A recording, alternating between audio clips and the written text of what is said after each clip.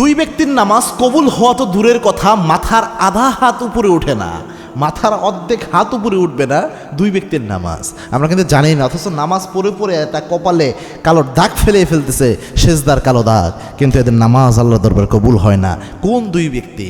তার মধ্যে এক নাম্বার ব্যক্তি, যে ব্যক্তির ব্যাপারে আল্লাহর হাবিবের সুস্পষ্ট বর্ণনা রয়েছে, এই ব্যক্তি হচ্ছে যারা নেশাদার দ্রব্য পান করে। নেশাদার দ্রব্য বলতে আমরা হয়তো শুধু মদকে বুঝি, ইয়াবাকে বুঝি, গাঁজাকে বুঝি, ব্যাপারটি এমন নয়।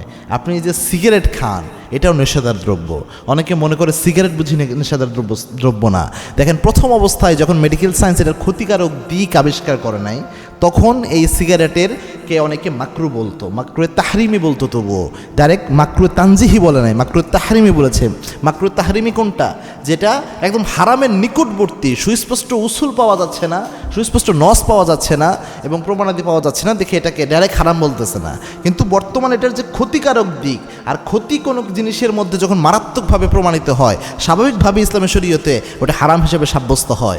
সিগারেট যদি আপনার হারাম সাব্যস্ত না করা হয়, তাহলে আমার মনে হয় অনেক নেশাদার দ্রব্য, যেমন ইয়াবা খায় পোলাপান বা অন্যান্য যে নেশাদার দ্রব্য খায়, এগুলোকেও আপনি হারাম বানাইতে পারবেন না।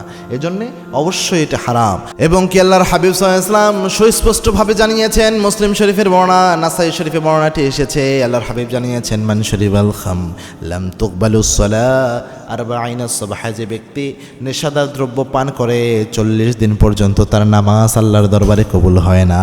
40 দিন তার নামাজ আল্লাহর দরবারে উঠবে না, এবং এক হাত আধা হাত উপরে তার নামাজ উঠবে না, একটা বর্ণনা এসেছে।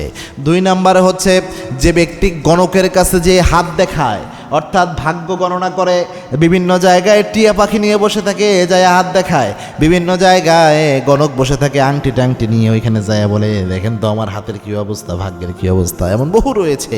আবার ফেসবুকে দেখবেন এখন যে আপনি 20 বছর পরে আপনার অবস্থা কি হবে একটু দেখে নেন। এখানে আপনি একটা ক্লিক মারলেন, চিন্তা করলেন যে হয়তো একটা দেখে কি হয়।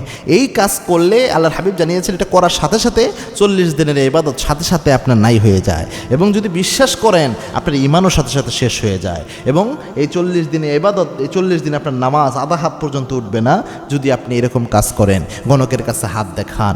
খুবই মারাত্মক একটা বিষয়। এজন্য এই কাজগুলো যেন আমরা না করি। আল্লাহ আমাদের বোঝার তৌফিক দান করুন। আল্লাহুম্মা আমিন।